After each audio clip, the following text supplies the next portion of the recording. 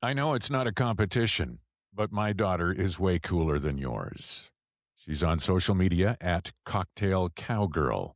My daughter Kate is my guest for episode number 100. Reluctantly. This podcast reluctantly sponsored by ThompsonMortgages.com.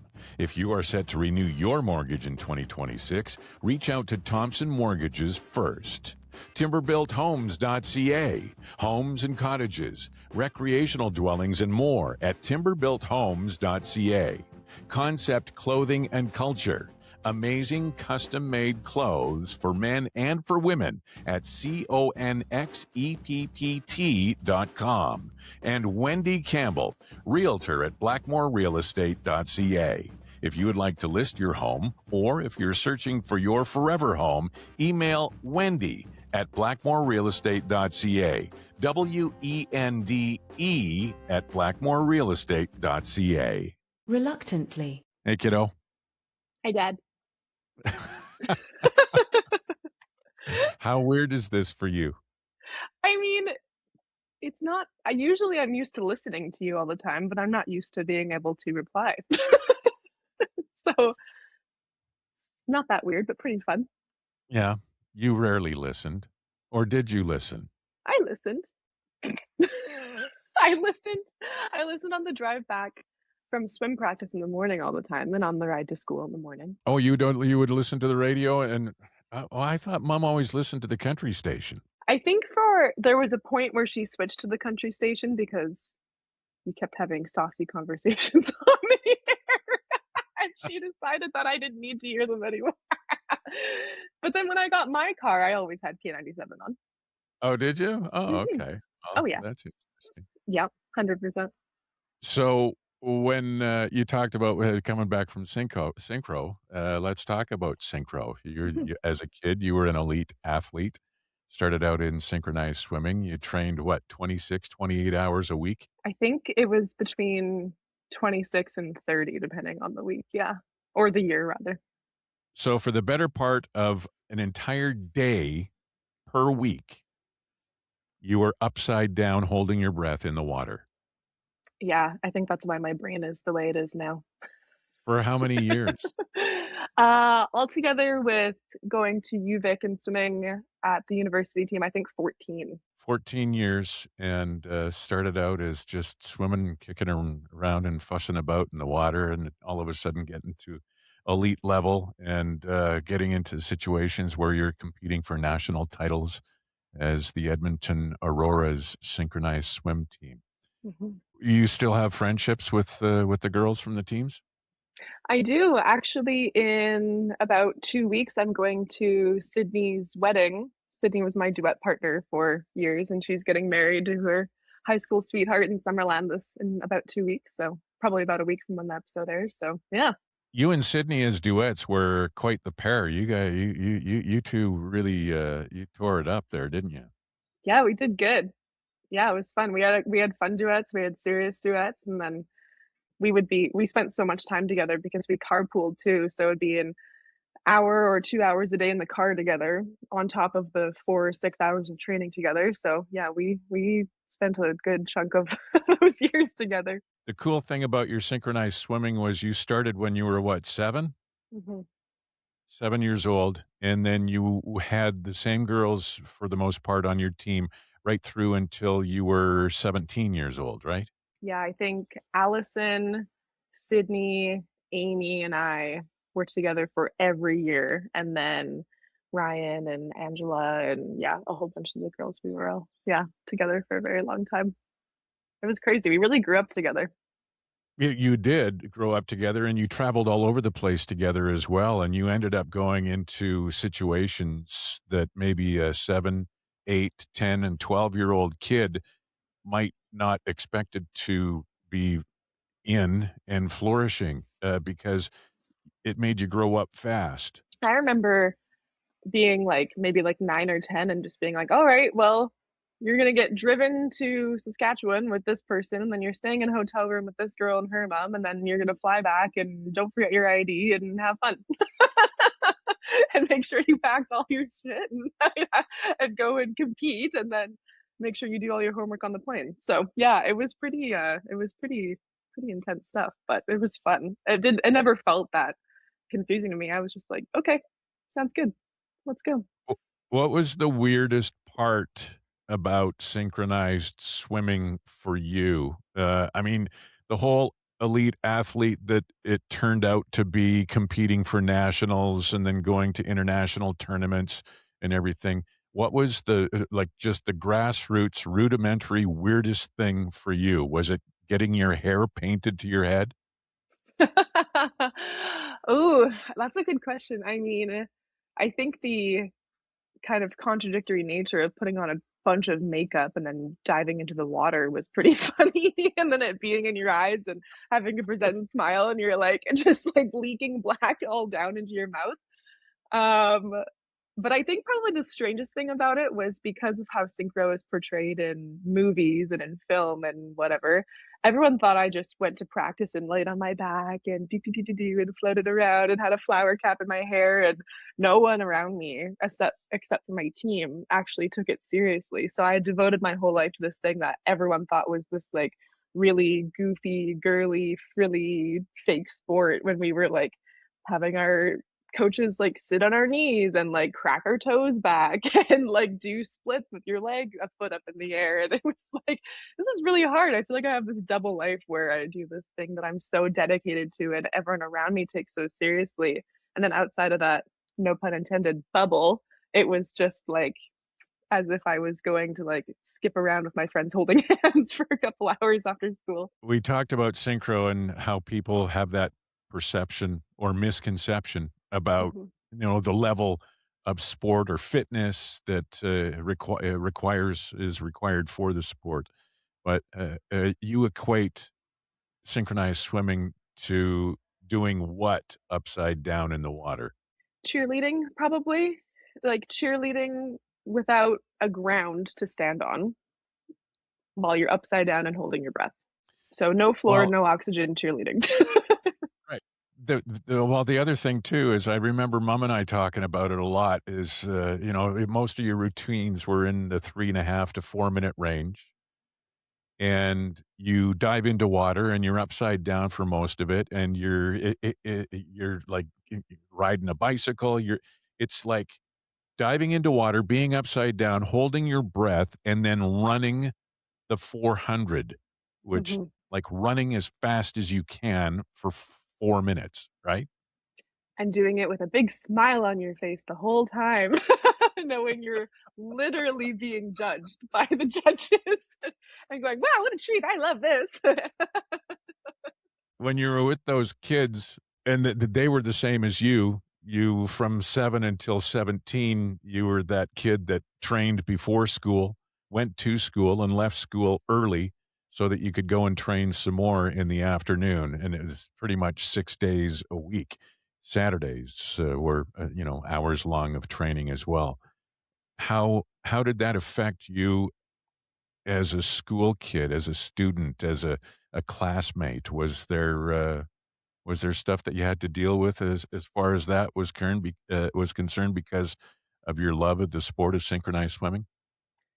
Yeah, I mean, I wasn't cool or popular for sure, because I couldn't hang out after school, and I wouldn't party on Friday nights because I had to be at the pool at 7 a.m. on Saturday mornings, I think and then I was also, like, a nerd and, like, a teacher's pet because I knew that if I fell behind in a class, it would be impossible to catch up with all the other demands. So, I would show up to school late, leave early, and then be like, "Oh, I love school and my teachers so much," and then go. So, I don't think I had a very cool, I don't think anyone thought I was really that cool. I think everyone thought I was a nerd and, like, probably mysterious, and then, yeah, my grade 12 year, when I didn't swim, I was like, "Let's party," and everyone was like, "What?"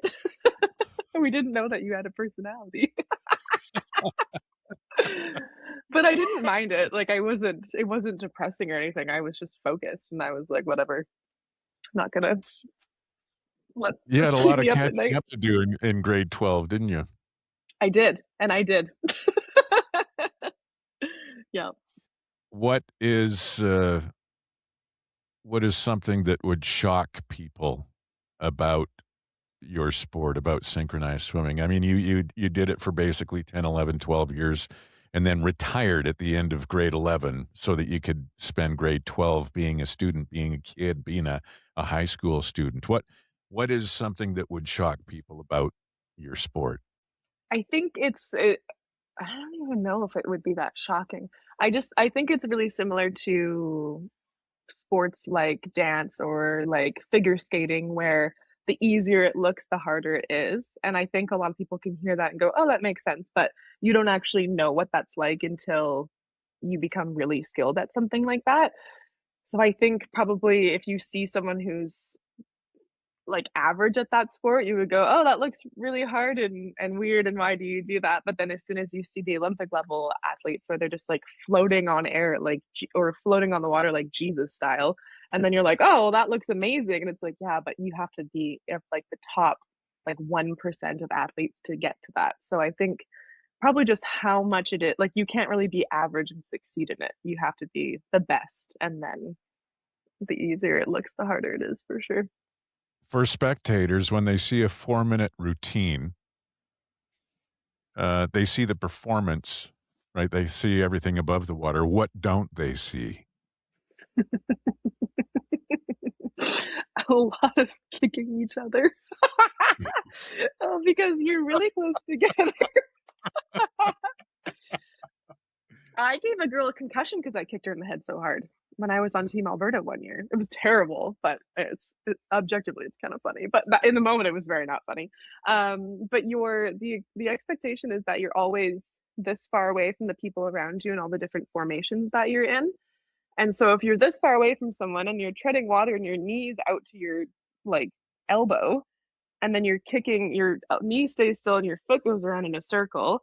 Everyone else around you is in the same proximity as you doing that. So it's just a circle of 8 or 16 feet just swirling around in the water.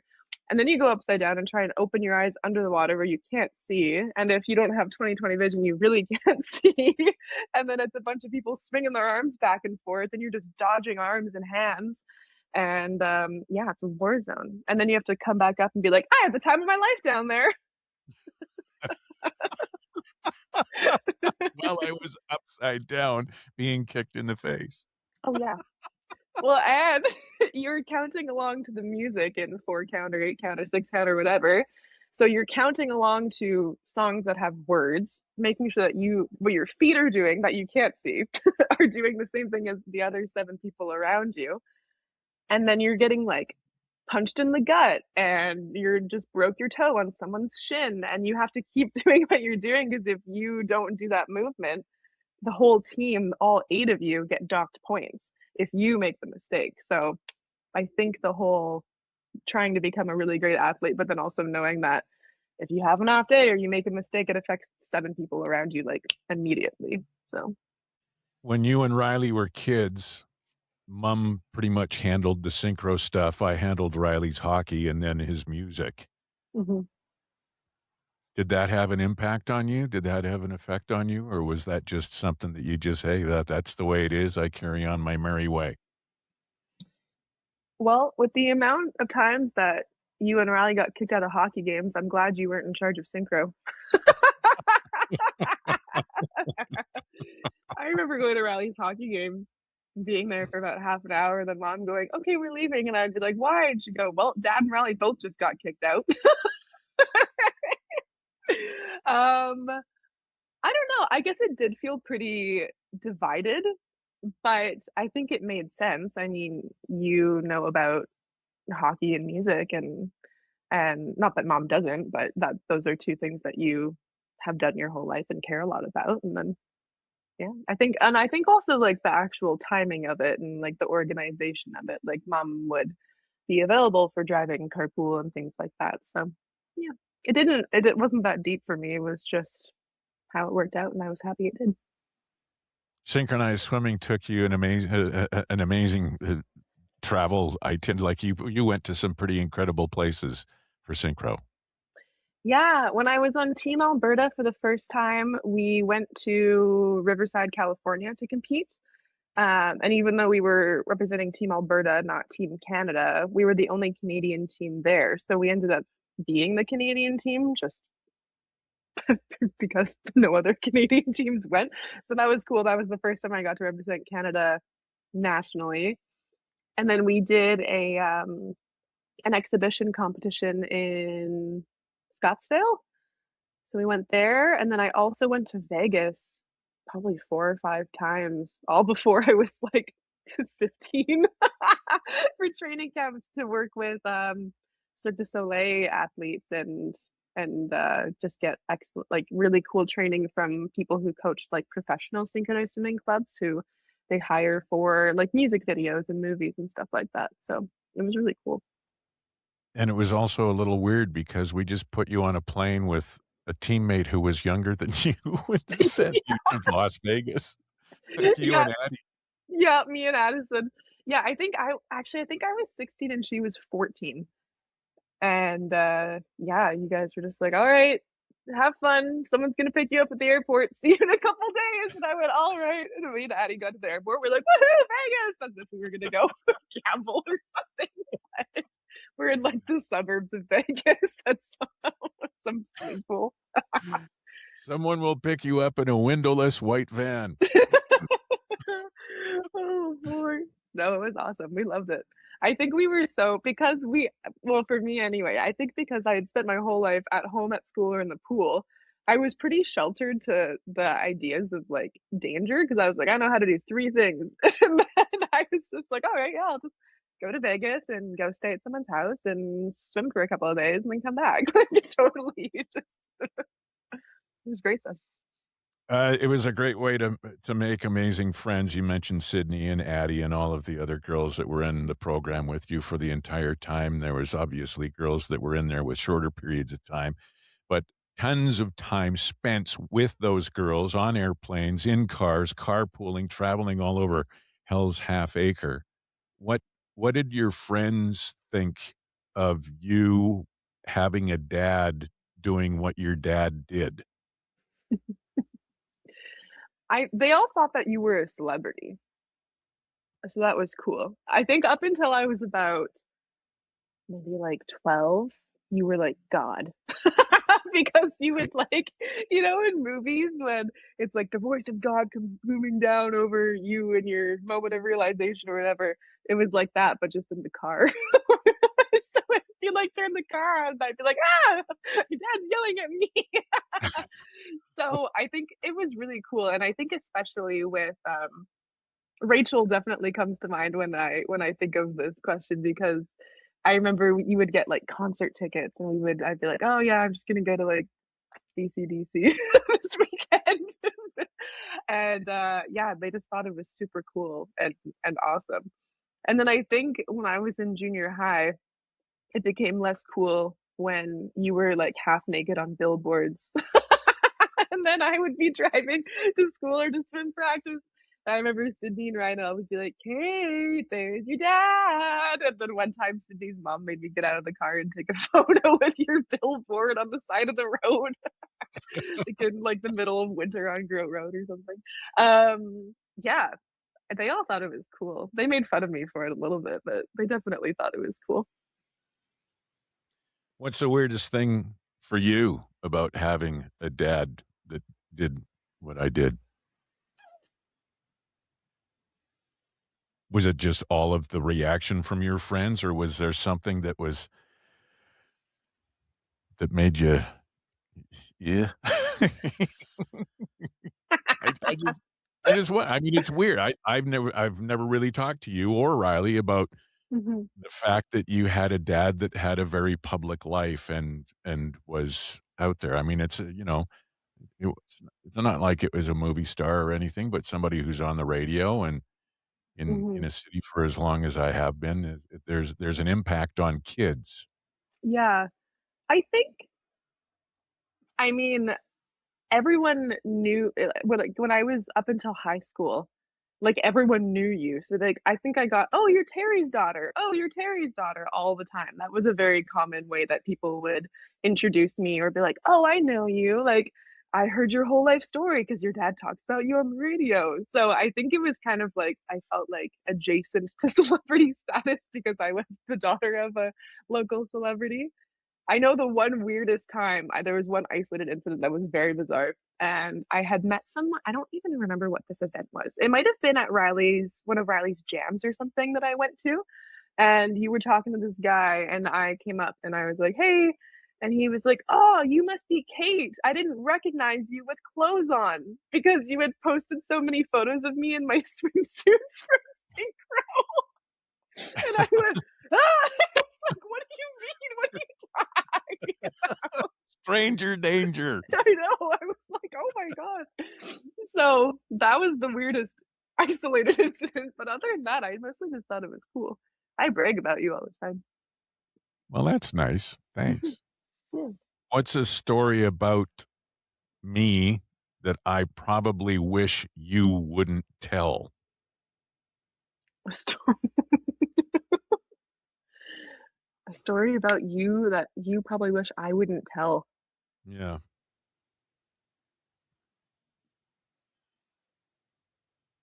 Or a story about you that you wish I wouldn't tell. Well, that's the worst option.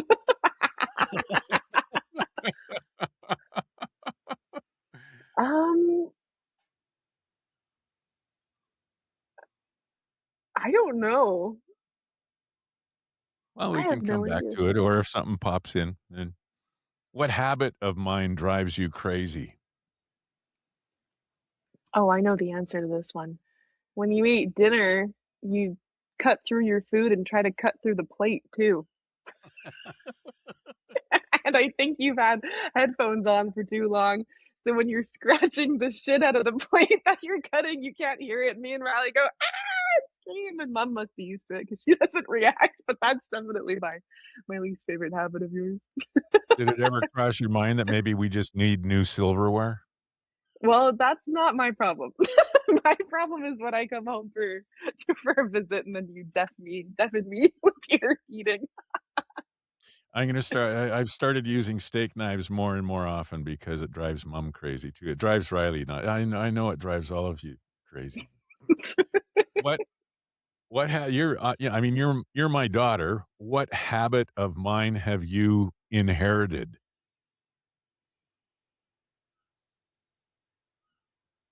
What do you or what do you do that you think, "Oh god, I'm just like my dad." Oh, I correct people's grammar.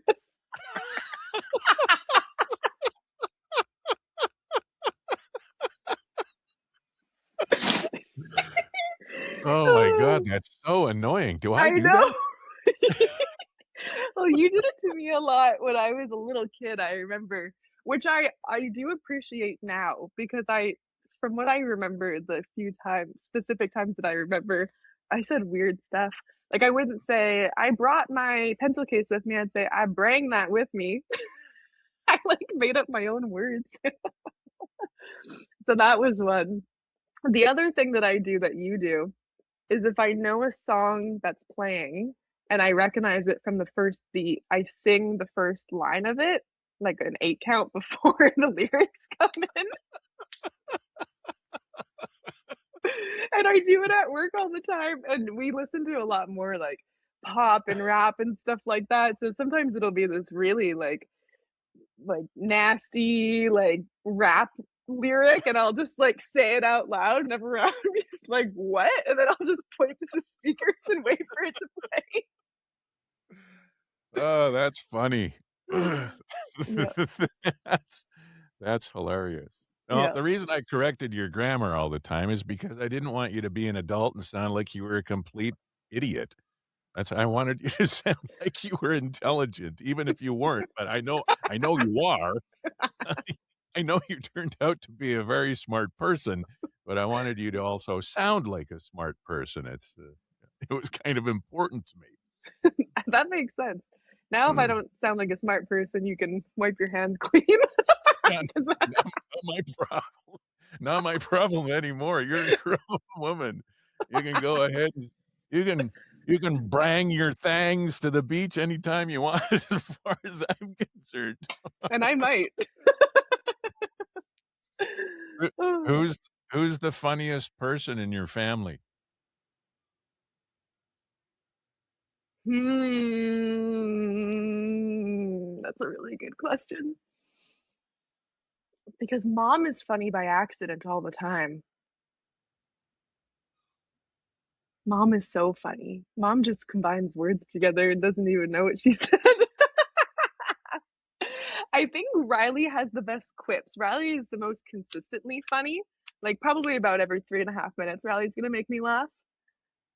But you have the best commentary on all of us. You have the best reactions to a situation and like banter. Like you could take something we say and make it funnier, like 10 times funnier immediately. You're like the final boss of funny. But it might be mom. It might be mom. Mom said some things to me that I'll never forget. She never even meant to say them. Can you do you have a couple examples just to embarrass her? Because I know she's gonna wanna listen to this twice. Yeah, she is gonna want to listen to this. Oh my gosh.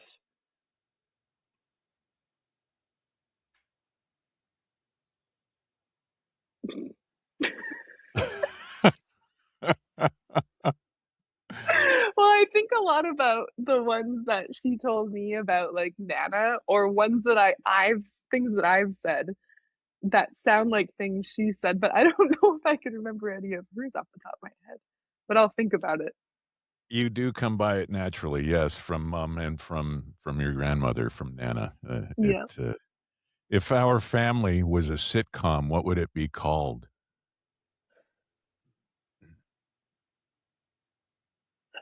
probably, like, yikes or something. Yikes. Oh, man. Oh, that's another good question.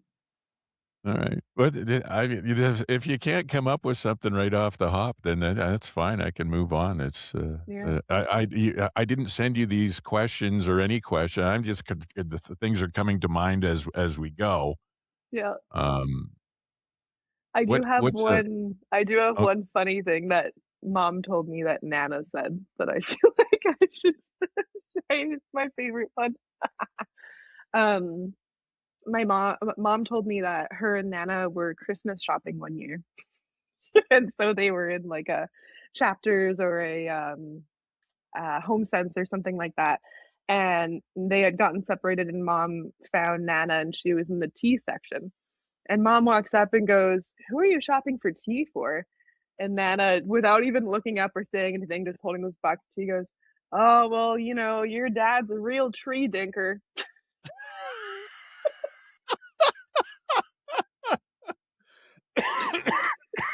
And apparently they laughed so hard they had to leave the store because they were like crying. uh So I What's, think it's funny. what's something from your childhood that you remember very distinctly, but I probably don't? Hmm. Or what's something that you did as a kid or a teenager that I don't know about? Ooh, that's a good question. I think I very vividly remember the time there was a bat in the umbrella at the house in Casa Vista, but I have a feeling you remember that pretty vividly too. When mom was like, "Oh, she went outside to undo the patio umbrella because it was a nice summer day," and then she was like, "Bah!" and ran back in the house. "Terry, there's a bat in the umbrella!" And then it chased you around the backyard for like 20 minutes. Well, she thought it was a squirrel. So, but it's funny that you bring that up because I remember it as an adult, obviously, but we were at Casa Vista, so that was we were living outside of Gibbons, and we moved from there when Riley was going into grade 7. So you were gonna be going into grade 3. So you were little when that happened. Just, it'd be interesting just to hear what that looked like from a little kid's point of view, from your point of view at the age that you were. I just remember I think I think we had a window in the kitchen looking out into the backyard, and I think I was crawled up on the counter looking out the window, and I just watched because I remember feeling pretty nonchalant about there being something in the umbrella, and I was like, "Oh, dad'll get it out. It's dad, he's got this." And then I watched and you just, like, put your head in there, and then I don't think I had ever really seen you run that fast.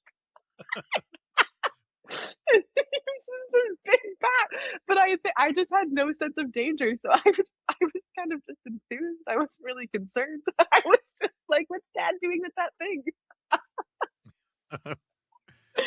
Oh, so that was pretty good. Mike Thompson from ThompsonMortgages.com is my mortgage broker. He's helped facilitate a number of real estate transactions over the years for me, and I know he can help you. He's not just some rando dude. I actually have used him. And if you're looking for a better way to lower your monthly payments or save money on your mortgage, now might be the perfect time to refinance your home. This is your reminder that even a small change in your mortgage rate can make a big difference every single month. So whether you're looking to reduce your payments, consolidate debt, simply explore better options, Mike Thompson is here to help make the process simple and stress-free. A quick conversation could help you lower your interest rate, reduce your monthly mortgage payment, free up some extra cash every month, consolidate high-interest debt into one manageable payment. Don't keep overpaying if better options are available. Call Mike Thompson today, 780-918-9157, and see what refinancing could do for you. I'd like to take a moment to tell you how excited I am to welcome a new partner on the Reluctantly podcast. It's Timber Built Homes. Their focus is timber homes and cottages, year-round living, recreational dwellings, and beyond that, pavilions, barns, and freestanding timber-built offices. Complete information is available at timberbuilthomes.ca, and it's also where you'll learn about Timber-Built's Home in a Box. It's fantastic. An entire home package shipped in a sea can anywhere in the world right to your build site. See the floor plans, sample builds, photo gallery, and most important, the prices right on their website, timberbuilthomes.ca. And please let them know that you heard about them on the Reluctantly podcast. When you're a kid, when you're little and growing up, you think, everybody thinks their parents are the best thing. It's like, oh, that's my mom. She's the greatest mom in the world. That's my dad. He's the greatest dad in the world. All that kind of stuff that happens when you're a kid. When did you, do you remember a moment where you all of a sudden realized, hey, these two people aren't perfect? Um,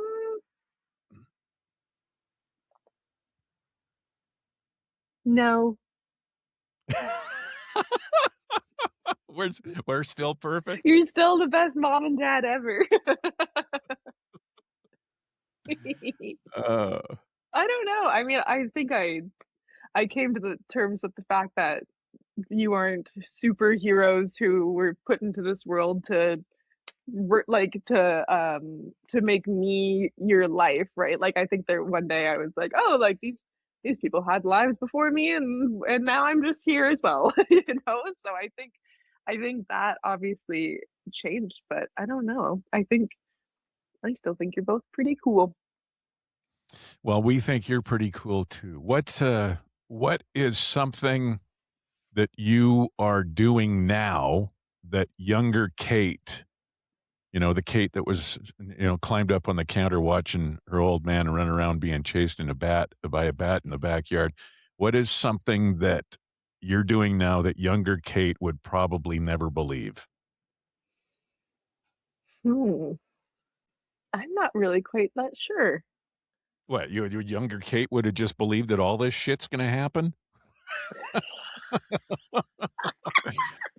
I mean, mean, mm, well, I know that's kind of a boring answer, but one of my favorite stories about me being like a kid, like a baby, is the fact that mom said that the night before my due date, you guys had a party. And then it was like all of a sudden you cleaned up after this backyard summer garden party, and then mom went into labor, and then I was born the next morning. So I like to think that I was in the womb and I was like, I wish I was at this party right now. Let's go. Let's get this show on the road. Like I want to be at the barbecue. So I think that I've kind of had a bit of like a party mindset my whole life, and I've just been like there, like synchro is so like expressive and like performative, and not performative, but you know what I mean, where you perform. And bartending is so expressive and fun, and I don't know, I don't think I've really, I think I'm weird, but I don't think I really surprised myself that much. I feel on brand. We had Kara and Jorn over. I'm not sure if there was other people that were there as well, but there were Kara and Jorn were over, and we had a little shindig, dinner, barbecue, whatever it was. It was in July, obviously. That's the month you were born. And we were cleaning up, and then went to bed. And that night, Mom woke up and said, "I think we better go to the hospital." And you were in a hurry because we got to the hospital, and there was no epidural. There was no like none of that stuff. Just you were on your way. There was no two ways about it. Nobody was going to be stopping your arrival. And mom did the like it was an 1860s natural childbirth sort of thing. There was not time for her to have an aspirin. That's that's how fast you decided that you needed to enter the world. Yeah, that was something. And Yep. then 2018, after all of your synchro and your school and all of the stuff, you decided that you were going to head off to Victoria to go to school. So, and that was a thing. You know that mom, I wasn't allowed to say your name in the house for almost a month. Anytime I would even utter your name, she would burst into tears. She missed you so much in that first month that, that you were gone to Victoria. I know. It's so sad. So I missed her too. you had the opportunity. You were accepted at UVic for political science, and was it the same course at U of A? Yes. Okay, and you and I had a discussion about what you were going to do, where you were going to go, and how did that discussion, if you recall, how did that sort of shape which direction you went? Well, I remember because I had a boyfriend, I was dating someone, and I originally didn't even plan to go to university right after grade 12 because I didn't know what I wanted to do. I didn't know what I wanted to take.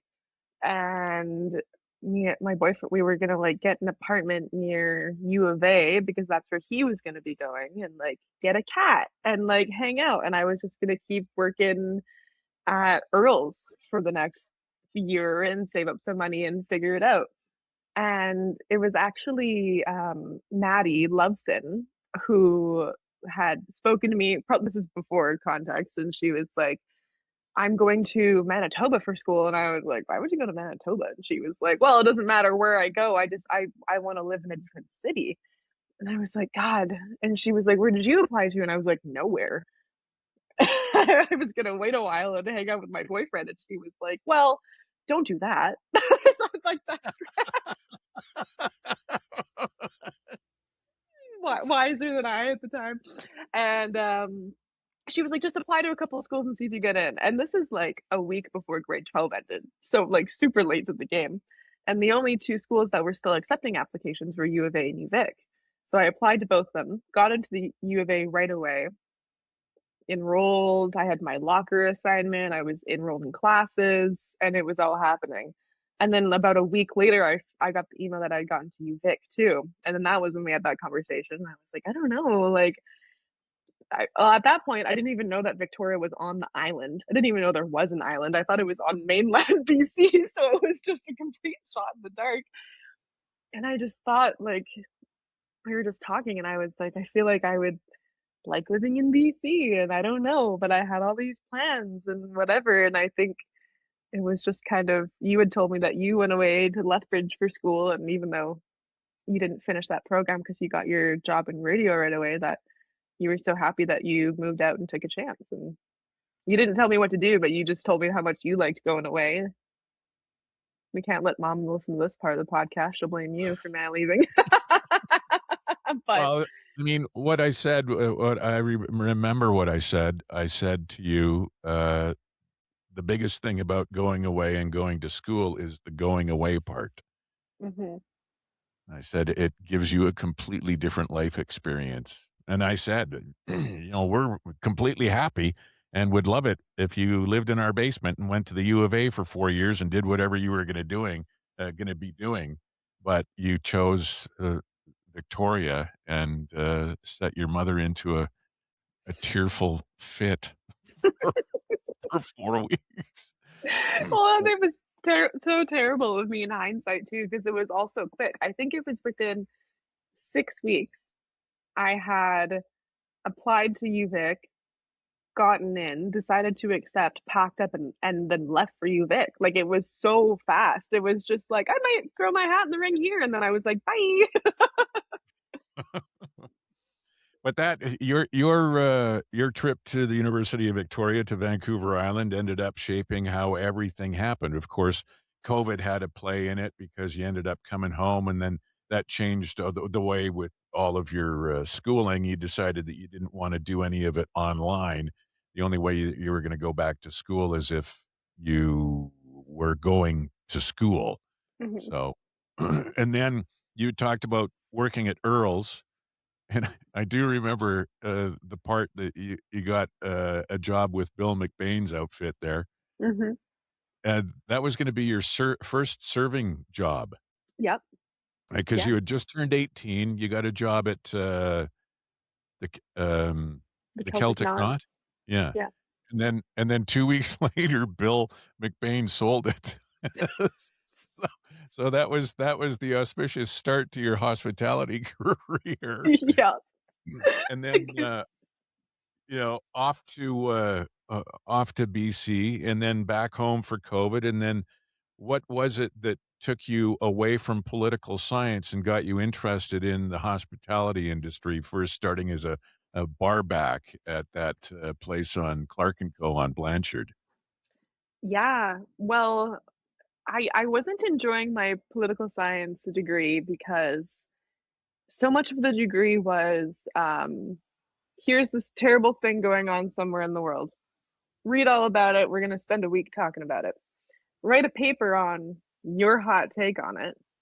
And then I would get it back and I would get a A or a B or more commonly a C or whatever. And they'd go, okay, great. Next topic. And then it was just, but it felt so empty because it felt like we were coming from such a huge place of privilege where we could be sat in a classroom analyzing these big world issues, giving our hot take on them to our professor, and then moving on to the next one. But nothing was actually happening. So it felt very unfulfilling and very dumb. So I had already thought that if I went back to school, I would change that program and my focus on it. But then instead of going back to that weird program, I went back to the restaurant I was working in before, a little bistro, and in Victoria. They had like a gastro pub that was connected to the bistro upstairs. And every Monday, because I wasn't in school, I was working like brunch services. Every Monday, the pub manager would come upstairs and manage the bistro for brunch. So every Monday for about 3 months, I asked this guy, hey, can I bar back downstairs? Hey, can I bar back downstairs? Hey, can I bar back at the pub? And every week he would say, no, no, no, no, no. And I think I asked him about 15 times before he finally said, okay, fine, you can bar back on Friday. And I was so excited. So I ended up bar backing in that pub for a little while. And then Clark and Co. put out a post saying, we want to hire a bar back that has no experience. Apply within. And so I thought that's ominous. But they were one of the, I always call them, because they're not open anymore, but I always refer to Clark and Co. as the classiest dive bar and the jankiest cocktail bar that Victoria had at the time, because it was pretty, it wasn't fancy, but they made good drinks. And then yeah, I worked there for a year and a half and went from bar back to bartender to head bartender, and I loved it. So that was the start. Head bartender at Clark and Co. When you started there, were you still 18? Was that the reason? Was that the reason why the guy wouldn't let you bar back, or was it could you bar back at 18 or whatever? Because you were in BC, obviously, you had to be 19 to serve and consume alcohol, so to Yeah. speak. That was after the pandemic. So I would have been 19 or 20. So I was Okay. legally, yeah. So I was allowed to. Um, yeah, it was just that I didn't know my knee from my elbow when it came to cocktails and bartending. So I wasn't allowed to bartend there, which was valid and fair. But I started bar backing right away. So the span of time that you go from being a bar back to head bartender at Clark and Co. How long was that? Was that like 14 months, 16 months, or something like that? About that, yeah, just I think around a year and a half. Did Oh, that maybe. surprise you? Yeah. I mean, I think that within the normal parameters of the industry before the pandemic, it would have been way longer than that. But because during and after the pandemic, so many people left the industry, so many bartenders quit and became real estate agents. And there was just a huge shift. They were really, there was just a lack of people willing to work in that industry.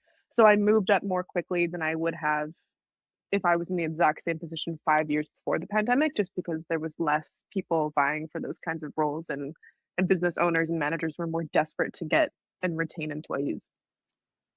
It was around that time, and I remember distinctly because James Grant became the World Class Global Bartender of the Year for, was it 2020 or 2021? I'm not sure. I know he had to compete virtually and he had a mask on and all of the stuff that went with that. But James Grant was at Little HK at um, whatever it is Bijou. down Bijou downtown in Edmonton. So Mhm. I thought this was pretty interesting news, you know, an Edmonton bartender is all of a sudden the world class global bartender of the year. I thought that was interesting. So I kind of had that on my radar as far as James was concerned. And the fact that you went from being a bar back to a head bartender at a place in under a year and a half was also something that made me go, wow, that's something.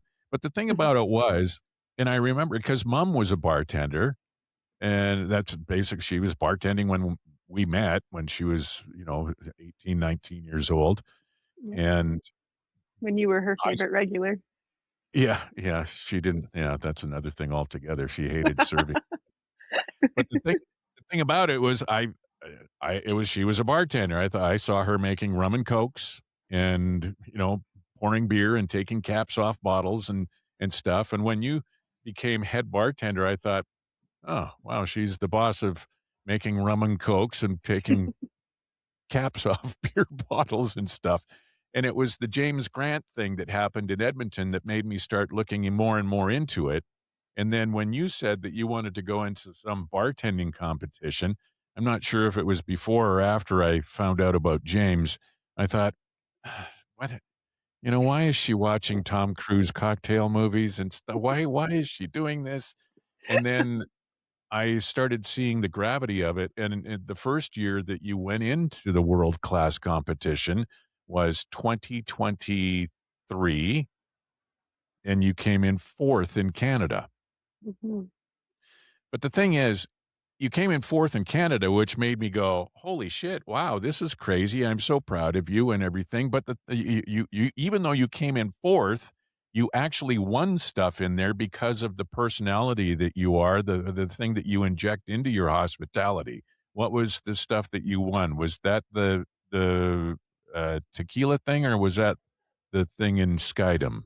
That was the tequila thing. Yeah. Okay. So my first year entering was right after James Grant had won in 2022. So they went on tour to promote the competition. So they came to Victoria, did a little masterclass Q&A session thing.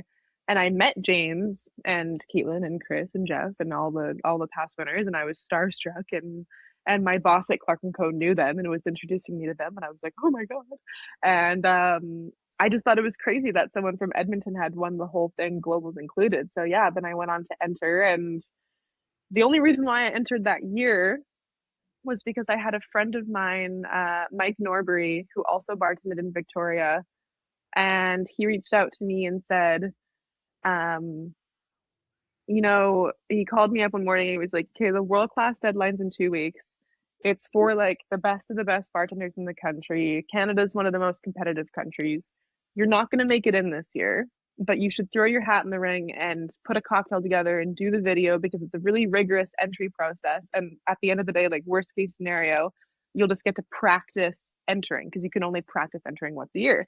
And I thought, all right, I'll do it. So the day of the deadline, I shot the video, put all the photos and my descriptions and my write-ups together, submitted it 20 minutes before the deadline, and then cracked a beer and moved on with my day and didn't think anything of it. And then, yeah, I got the phone call a couple days later that I made it through to regionals, and I went, "Excuse me," because I was mortified. And I was like, "Well, I don't know what I'm doing." At that point, I had only been bartending for 6 months, so I was like, "How am I supposed to compete in a cocktail competition?"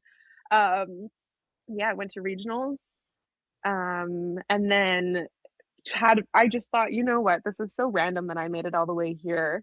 I'm just gonna have fun and do all my wildest, silliest, like dumbest ideas that I can think of.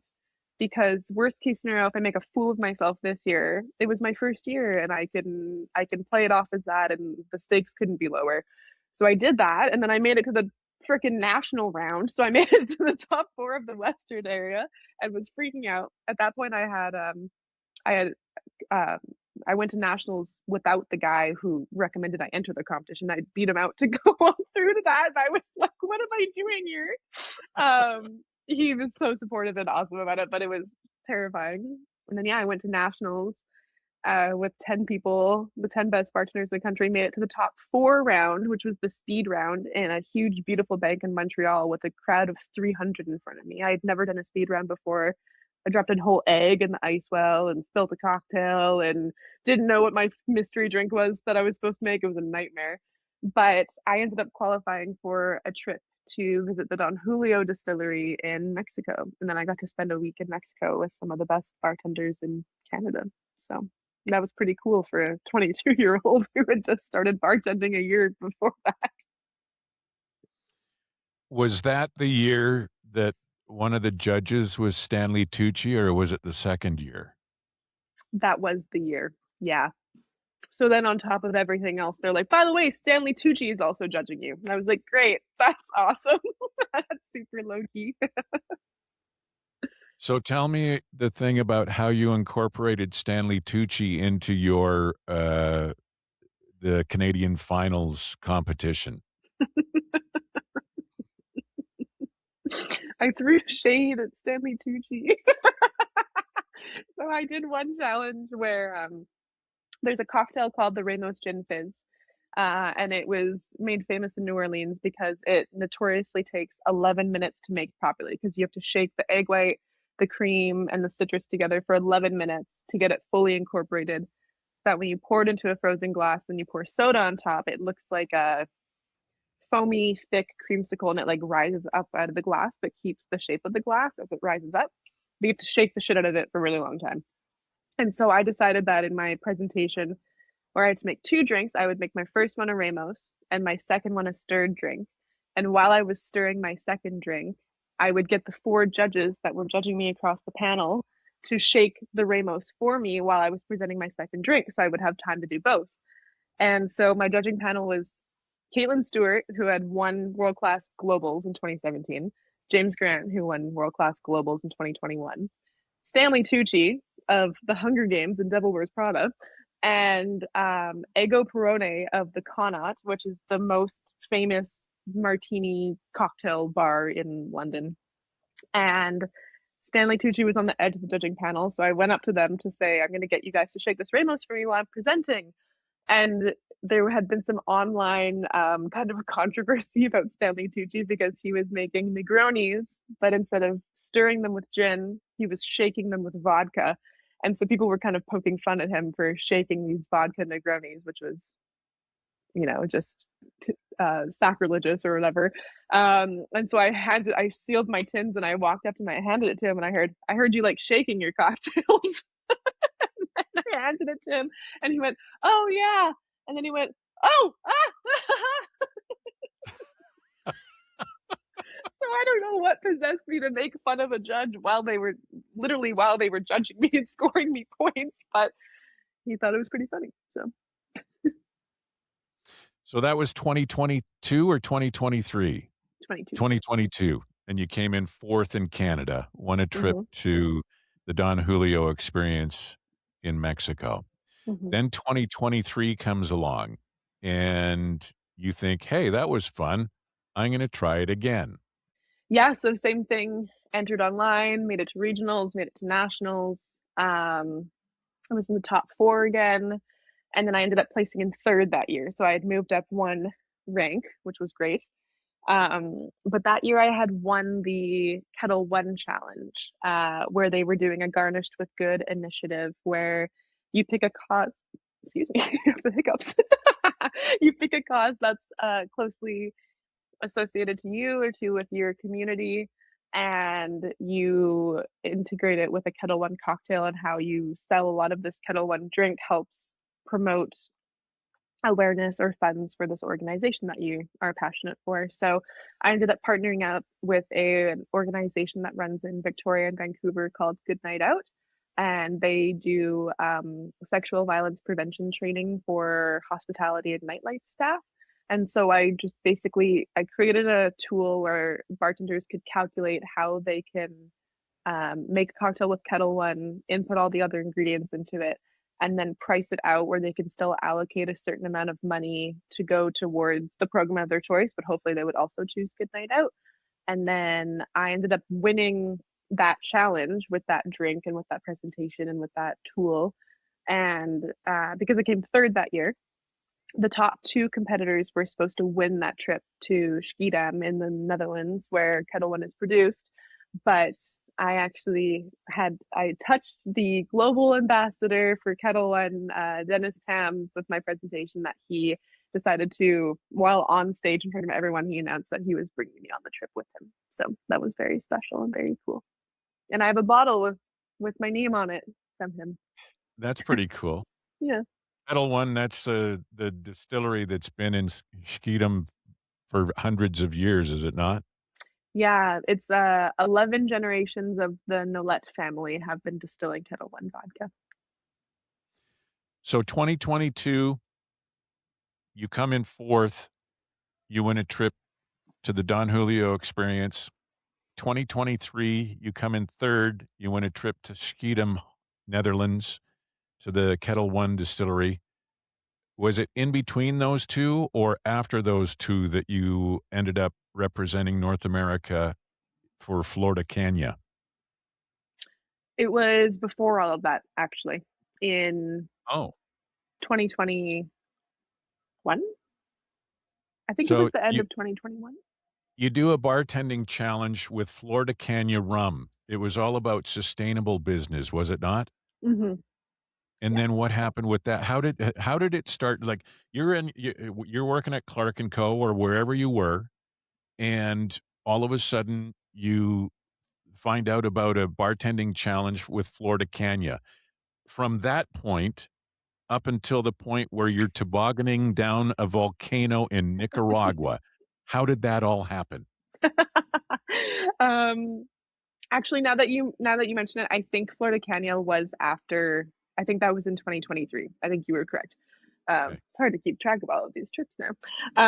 But yeah, so that was a Florida Canyon Rum Sustainability Challenge. I was still in Victoria. We took a ferry over to Vancouver to compete at yeah, in Vancouver. And I remember I had competed in a cocktail competition the night before, a different one with Campari, and that was the first time I had ever won a competition. So the night before, I'm at Clive's in Victoria competing. I dressed up as Beetlejuice. I had green paint in my hair. It was a mess. Took me so long to get that paint out of my hair. Anyway, but I won the competition, so I was out and I was celebrating and whatever. And I put all my focus on that Campari competition. I wake up the next morning, my face and hair is like dyed green, and I get on the ferry to go compete in the Florida Canyon competition. And I had spent so much time preparing for the Campari competition that I like barely know what I'm gonna say at this Florida Canyon competition.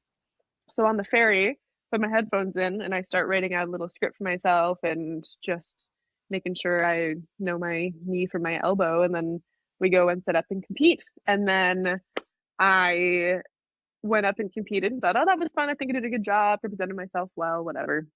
And then I won. So and then I had won two competitions back to back. The first comps I ever won were one day apart from each other. And yeah, then I went to Nicaragua to compete at the North American final. So there was me and a girl from Toronto, four bartenders from the US, and then two bartenders from Mexico, I think. Yeah. And you got to climb a volcano? Yeah, that was crazy. So we went to go sandboarding down this volcano. So the point of that day was to, I can't remember what it was. We had some activity during the day, and we were supposed to hike up the volcano at noon. Something happened where we got really behind schedule. So instead of hiking up the volcano at noon, we were hiking up the volcano at 4 p.m. So we're hiking up this volcano and it gets really cloudy. And so we're just like, all I can see is the volcanic rock beneath my feet, and everything else around me is clouds, and it's really windy. And it was this thin strip. And I was like, if I get blown over, I'm going to fall down a volcano. So it felt very intense.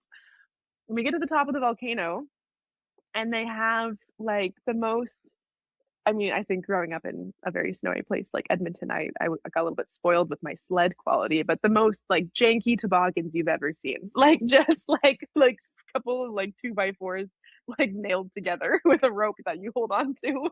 And like in Chevy Chase's Christmas Vacation where he goes flying down the hill on that metal plate. And we get to the top and they're like, yeah, so you hold onto the rope and put your feet on the toboggan. If you want to slow down, dig your heels in, but don't use your hands because you'll break your wrist and fly off the side. I went, okay, well, I'm not going to do that. And so they said, if you take your time and you have your heels down in the dirt or the rocks or whatever the whole time, it'll take about 2.5, 3 minutes for you to get down the volcano. If you keep your feet up the whole time, it'll take 20 seconds.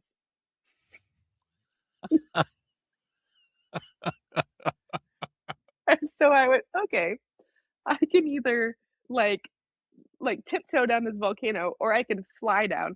At this point, the sun has set, so it's like pitch black clouds. We're at the top of a volcano, presumably, and we're just like going to fly down blindly, just like in these big sand suits with goggles, helmets on just a piece of wood. And I was like, well, I can't walk down because that would take 900 years and I would get taken out by a tobogganer behind me. So I was like, time to go. And then I got about halfway down and flew off the side and then was like, well, if I don't get back on quickly, someone's going to come from behind me and take my knees out. So then I went back on, put both feet on and flew down the rest of the way. Reluctantly. This podcast is reluctantly sponsored by Wendy Campbell, realtor at blackmorerealestate.ca, serving the greater Edmonton area, proudly Canadian and locally owned. Contact Wendy at blackmorerealestate.ca. That's WENDE at blackmorerealestate.ca. Why does she not have a Y in her name? I don't know why. It's none of my business, probably none of yours too. Wendy has over 20 years of home sales experience. She has extensive knowledge of the new and previously owned home market. She can help you out with a free market evaluation of your home. And if you're looking to buy your forever home, she's got all the resources to help you with that as well. Not to mention, she's a builder partner with Rowett Homes. Wendy at blackmorerealestate.ca. WENDE at blackmorerealestate.ca. Reluctantly. Hey, give me a minute to tell you about Concept Clothing and Culture. CONXEPPT.com. Suits and tuxedos. And you can find them right here in Edmonton. They're handmade suits, custom tuxedos, tailored essentials, suits starting at $1,188. You choose everything: the color, the fabric, even the stuff on the inside. You know, the little pokey pocket thing that sticks out. It's amazing. It's a terrific experience. You can go through and get something as fancy as a tuxedo, or you can start with outerwear, matching sets, tailored essentials. They even do shirts, trousers, vests, and they do amazing couture for women. CONXEPPT.com. Concept, clothing, and culture. Look your best. Reluctantly. Was the toboggan ride before or after you lost your bank card? Before.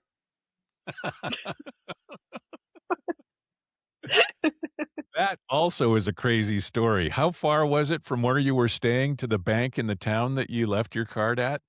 Oh god. Probably it was a good, like, 20-minute drive, probably? So not that crazy. Far enough away that I was pretty worried. I think I left my passport there too, but I didn't tell you guys that. I lost my Jesus Christ. I know. I So got back to my you hostel, I was like, "I don't have my money or my passport." And I'm in a small town along the ocean in Nicaragua. Yeah, because it was after the whole Florida Canyon thing, you decided to go for a few days and stay in some janky hostel, and then you left your passport and bank card at a bank 20 minutes away by car, and then thank God you still had your phone. Mhm. But the crazy thing was the next day you go back to the bank and somebody had turned it in. Yeah. Well, no, the security guards at the bank had put it aside for me. And so I went back and I was like, "I lost my." I didn't even know that they had my passport. I assumed I'd left them in 2 separate places. And so I went and I showed them my ID and, like, it's, like, really it's a touristy town, but really, really small. So it was like, I couldn't even, like, I was using Google Translate and just, like, sobbing. So I think they could probably tell I was distressed. And I showed them my ID, and my bank card has my name on it. And they come back out with my bank card and my passport, and I was like, "Oh my gosh!" I'm like hugging the security guard. Yeah, Oh, God. yeah, it was pretty Okay, good. so 2022, you come in 4th, World Class Canada Bartender of the Year competition. 2023, you come in 3rd. You've now been to Mexico, Netherlands, and Nicaragua. 2024, you decide, I'm not going to go in the World Class Bartending competition this year because I'm going to get my W set. Explain what that is and what the process is and how difficult it is. The WSET is the Wine and Spirits Education Trust. It is one branch of the world of sommeliers, so wine experts and professionals. And essentially, with the level 3, you are able to work as a sommelier in some of the most beautiful and fancy hotel, restaurant, wine bars pretty much around the world. It's an internationally recognized certification. So it means that you understand what the grapes are, how they're grown, where they're grown, and how the geography and marketing, and lightly about like how the marketing and selling and markets affects them. So you're at a level 3 in your W set. Yes, yeah, 3 out of 4. 4 is diploma. Diploma is like, I always kind of equate it to your level 1 WSET is like elementary school, your level 2 WSET is like high school, your level 3 is like university, and then 4 would be like having a PhD in wine. 'Cause I remember watching the documentary called Somm, Mhm. and after level 4, which is like your PhD in wine, there is a level that only, what is it, like a dozen people on the planet have? What is that experience? That one's the MW, the Masters of Wine, if I'm not mistaken. Hopefully I'm correct there, but I think it's the MW, the Masters of Wine. That's a test for like the utmost of wine professionals where you have a blind tasting and someone would put a glass of white wine in front of you and you would smell it and taste it and go, the aroma on this glass of wine is green apples and celery and elderflower and this and that, and the palate is lemon and lime and jasmine and this and that, and the texture and the body and the color and the finish and the all these things. And then you would go on to say, I believe this is a Sauvignon Blanc. I believe it is from France. I believe it is from the Bordeaux region. I believe it is from Southern Bordeaux. I believe it's from this town in Southern Bordeaux. And I believe it was produced by this producer in this town in Southern Bordeaux. And I believe it was made in the year 1992. And then you would go on to assess that glass. And that's one part of the test. And then they go on to do a really extensive written and multiple choice exam. The buzzword for the MW is that more people have been to outer space than have completed their MW successfully. That's crazy. Mm-hmm. So do you have aspirations of going to level 4 and beyond? I'm not sure. Not right now. I do love wine, but I think I want to invest some time in it as a hobby instead of as a student. So, You'd rather just drink? yeah. Yeah. So, Okay, so again, recapping 2022, World Class Canada, 2023, World Class Canada, 2024, you end up with your W set level 3, which is like university ad sort of level for wine. And then in 2025, you decide to go into the World Class Canada bartending competition again. And I'll be damned if you didn't win the whole shitteroo. I did. And that year I won the best trip of all. I won a trip to Toronto. Yeah, yeah, I won the whole thing. So it was the same kit and caboodle. Go compete at regionals. Go compete at nationals. Go to the top four final round at nationals, and then after the top four, they were meant to announce the winner. So I'm in the audience. I'm about to get called up on stage as one of the top four, and they're about to announce the winner. And someone who I was competing with, and we're outside in Blue Mountain, which is like the Whistler of Ontario. And for people who don't know geography, like I don't know geography, I was like, Blue Mountain, what's that? And it was freezing outside. Like it had to have been negative 25, which is cold for me now because I'm climatized to Vancouver. And one of my other competitors nudges me and passes me a bottle of vodka. I'm like, oh yeah. I'm like, I just finished competing for months and hours, and today was crazy. And I was like, hell, of course. So I take a knee and chug like half a bottle of vodka, and then I'm ready to go. I'm warm. I'm excited. I hope I've won. And then I get called back up on stage, and I can see like past the crowd. I can see. I think it was Jeff Savage and Chris Enns. They're carrying a mobile bar toward the stage. I was like, am I hallucinating? I was like, what is that? And then I look over and then I see Michael Armistead and I think Massimo Ziti, and they're carrying another one towards the stage. And I was like, what is going on? And John Gakuru, who was our host and MC, goes, something unprecedented has happened. We, for the first time in World Class Canada history, have an exact tie. I guess they had done the math on like the probability between all of the challenges throughout the whole thing and all the judges' scores, and it was like one billionth percent chance that would have happened. Like it was absurd. So then I did a speed round, and at this point, when they were announcing it was a tie, I was like, I'm gonna be in the top two and I'm gonna win because this would only happen to me. Like there's no way that this is just brutal. And so did the speed round, won the speed round, and then went on to finally win and compete and represent Canada at the globals of World Class. How nervous? So you end up winning World Class Canada Bartender of the Year for 2025, a title which you will always have, Mm-hmm. but you also awarded the World Class Canada 2026 Bartender of the Year. What was that? The beginning of April? Nope, that was the Earlier beginning of this. May. Yeah. Oh, okay, beginning of May, and it ends up being one of your workmates from Kiefer Bar in Vancouver. Yeah, Lucas Van Ness. Yeah, so there's something in the water at the Kiefer Bar, apparently. Yeah, but yeah, I was so happy for him. Kiefer Bar was also voted the best bar in Canada. Mm-hmm. Yeah, Number That's 7th in and North America, number 1 in Canada this year. yeah, the other thing too is, a previous bar that you worked at, Humboldt in Victoria, also rated very highly this year. Last year, they win, an award as best new bar at some point in one competition, and then, all of a sudden, they're in the top, uh, rankings, and you had a hand in opening that bar and launching that bar too. I did, yeah. Yeah, actually oh, I wonder if it's really close by. 1 second. It'll be worth it if I can find it in my pile of doom.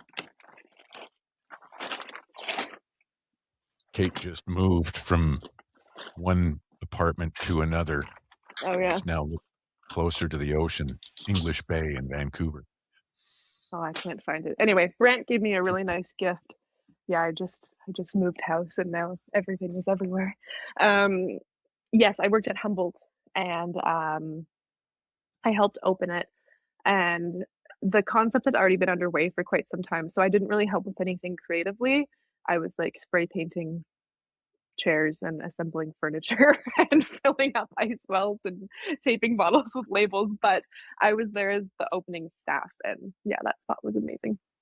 That's just there's a level of hospitality that has to be achieved no matter what bar you're at in order to get onto a list like that, to get into a situation where you're voted top new bar or make a top 100 list in North America or whatever the case. So I think it's a little bit of a feather in your cap. I don't mind saying, and it's not just because I'm your dad. The, uh, the other thing too is, for 2025, you compete against bartenders from 60 other countries, for the World Class Global Bartender of the Year competition, and you end up coming, what, top 20, top 15, right? Yes, I ended up coming 12th in the world. 12th in the world, just 2 spots outside of the top 10. So, I can't even believe it, and the other thing too is with all of this, with all of your adventures, all of your travels, all of the accolades that come along with bartending competitions, what you've been involved in, what you've not won, and then what you've won, you've ended up, networking and becoming quite well known worldwide as a bartender, and you've become friends and are now rubbing elbows with some of the top bartenders that have been top bartenders in the hospitality industry for not just a few years, but decades. Mhm. Yeah, it's been really cool. I mean, I'm on a first name basis now with Lynette Marrero, who's someone who really inspired me early in my bartending journey, and now she sat at my bar the other day, and I was like, "Hey, Lynette," as if it was super casual.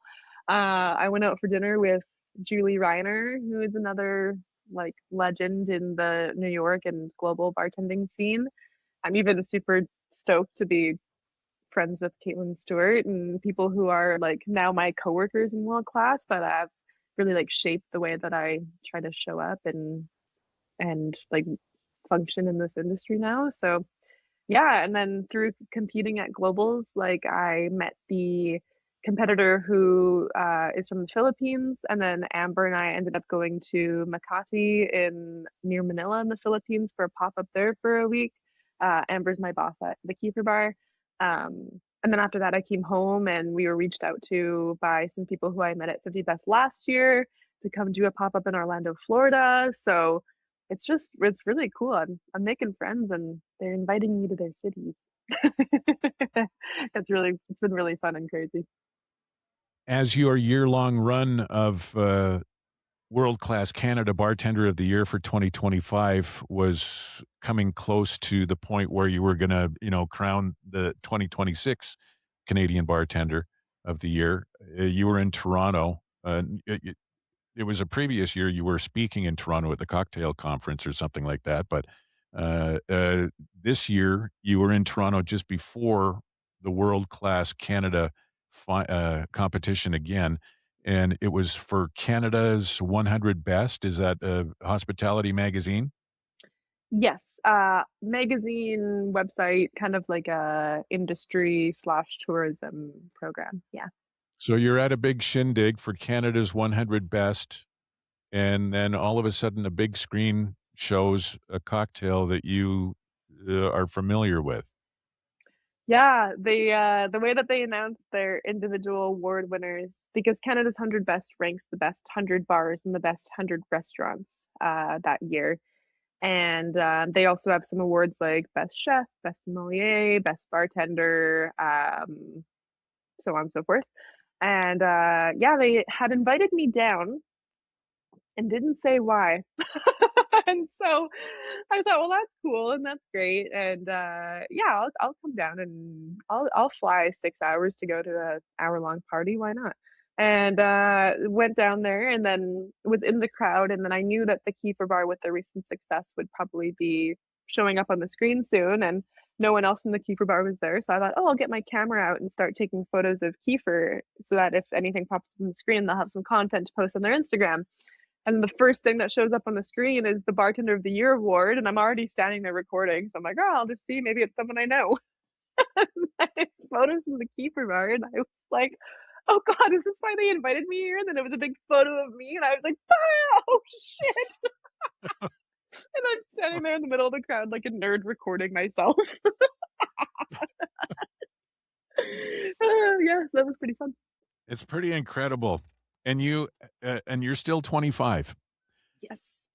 Okay, once again, let's recap. 2022, you come in 4th, World Class Canada Bartender of the Year, okay? 4th place. World Class Canada Bartender of the Year 2023, you come in 3rd. 2024, you take a year off so that you can get your basically university education in WSET for wine and spirits. 2025, you win the World Class Canada Bartender of the Year. And then 2026, Canada's 100 Best selects you as Canada's Bartender of the Year. Mhm. What's going to happen next year? Hopefully nothing. I'm It's exhausted. it's it's kind of been an upward ticking sort of thing. It's going to be interesting. I don't know what's going to happen with the graph going on after this.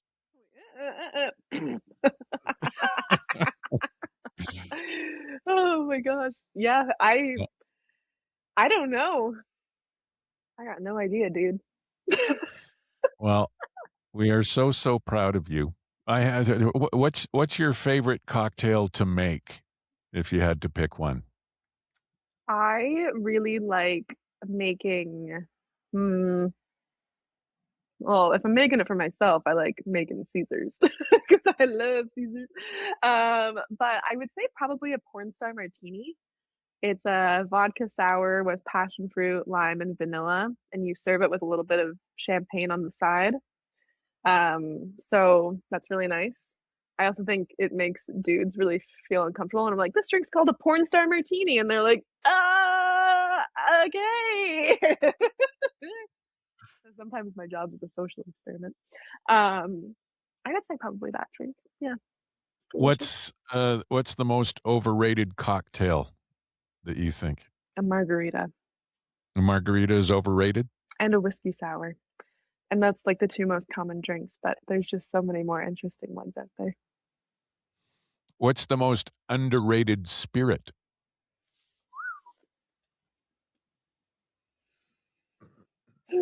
I would say like a scotch from Speyside. A scotch that's not super peated and it's more delicate and floral. They're really beautiful. I like them a lot. What's the dream bar to work in for one night? I know your dream job is the job that you've got working at Kiefer Bar. It's the top bar in Canada. It's the place that you wanted to work at long before you moved to Vancouver. I know you had aspirations of being there and you love being there and you're such a huge part of that incredible team at Kiefer Bar. But if there was one night where you could work at the most unbelievable place, what bar would it be? I would go back to the year 2000 and work at the Coyote Ugly Bar in New York without a I was fraction of not a doubt. I was not expecting that answer. Speaking of just pouring draft, um, What is the who is the most memorable guest that you've had while, sitting at the wood there, as you were, making drinks? Ooh, this person wasn't sitting at the bar, but I did get to make cocktails for Paris Hilton once, and I brought them up to her hotel room, and that was really fun. Yeah, I think probably Paris Hilton. I made her a mojito, and she took a sip, and she went, "Mmm, so good. Thanks."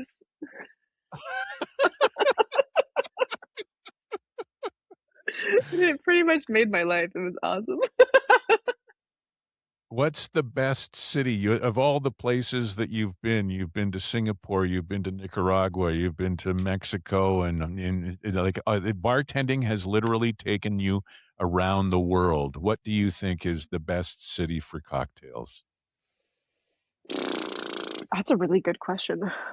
And is it a place that you've been or someone that someplace that you want to go?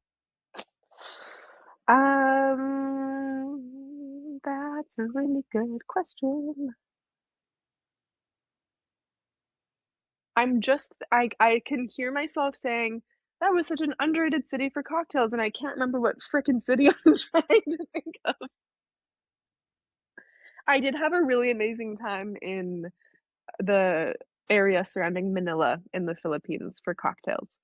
It felt very much like I didn't know what to expect going into that trip there, but I think Manila really blew me away with their cocktail and hospitality scene. Everyone was just so nice and so generous too. Well, that's a good you hospitality is a it's not just bartending, it's not just mixing drink, it's hospitality. It's a connection, with a slab of marble or wood in between you and the customer. What is the one hospitality trend that's happening right now that you absolutely love? Ooh, like, I think probably savory cocktails. I think dirty martinis got really popular again maybe 6 months ago, and then now people are making quote unquote "dirty martinis" with pepperoncini or with, people are doing, like, pickle juice, and everyone's getting more into that, like, vinegary, acidic, umami kind of flavor profile for their cocktails lately, and, like, people are making hot dog martinis. Our sister restaurant in June has a french fry and ketchup highball, so I think the weird savory drinks, that's my favorite trend right now. And what's the hospitality trend that you're kinda tired of or you think it's like a it's just like people have an unrealistic sort of perception of what a bartender is all about and that sort of thing. Hmm. Like, you remember there that everybody is, "Oh, I'll go and sit at a bar, the bartender will listen to all my problems." It's not like that sort of thing that you saw in movies and on TV back in the day. I know it's long before your time, but, Yeah. it is that one of the things where you end up being a psychologist for people or Not as often as I expected to based off of that kind of narrative I had heard before really got behind the bar, but I a lot of people who are on in early phases of their relationships or on first dates often try to impress their date by, quote, unquote, "knowing more than the bartender." So they'll sit at the bar and then go, "Oh, what do you think about tequila?" And I'll go, "Oh, I think it's pretty good. It's made in this region." And then they'll just turn away from me and turn to their date and go, "She doesn't know what she's talking about." And and it's just so silly, and I'm like, "Why did you even come here? If you know more than me, build a home bar and learn how to make a drink." and they never think that you can hear them. No. Oh, yeah, no one thinks I can hear them. It's hilarious. It's really funny. And tell me about your first few days serving, actually, it was more than a few days, when you would, supply people with the menu at was it Earl's or was it at the Celtic Knot when you were telling people about, what the specials were and what the drink special was? Yeah, when I was working at Earl's, there was the Earl's Classic Lager. It was called the Rhino Draft. Rhino Draft beer, and it was on special every Thursday, and I worked every Thursday for a couple years as a host there, and I really wanted to serve. I wanted to get promoted so I could get behind the bar one day. And every time I would host tables, and this is in St. Albert, small town, I'm probably seating all my friends' older sisters and parents and whatever.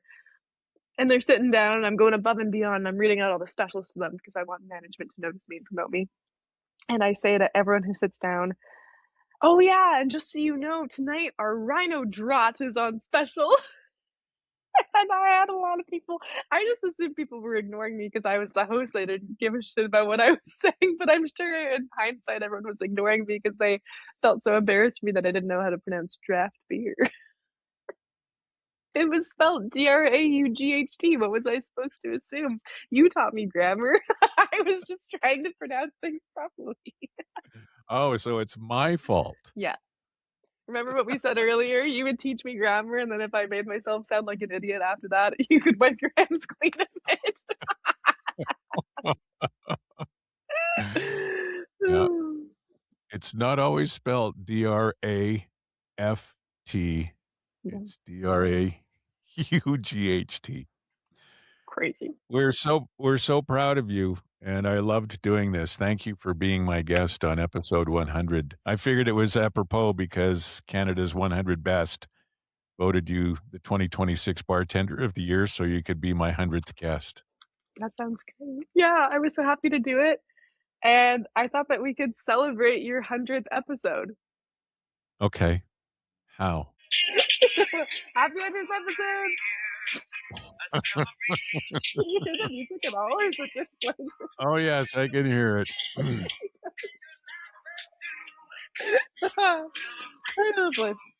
No, I'm sorry, that was less climatic than I thought it was going to be. Yeah. All right. I'll let you go. Thanks for doing this. Yeah. Thanks, Dad. Love you. I love you too. Reluctantly. This podcast reluctantly sponsored by ThompsonMortgages.com. If you are set to renew your mortgage in 2026, reach out to Thompson Mortgages first. TimberBuiltHomes.ca. Homes and cottages, recreational dwellings, and more at TimberBuiltHomes.ca. Concept Clothing and Culture. Amazing custom-made clothes for men and for women at CONXEPPT.com. And Wendy Campbell, realtor at BlackmoreRealEstate.ca. If you would like to list your home, or if you're searching for your forever home, email Wendy at BlackmoreRealEstate.ca. WENDE at BlackmoreRealEstate.ca. Reluctantly.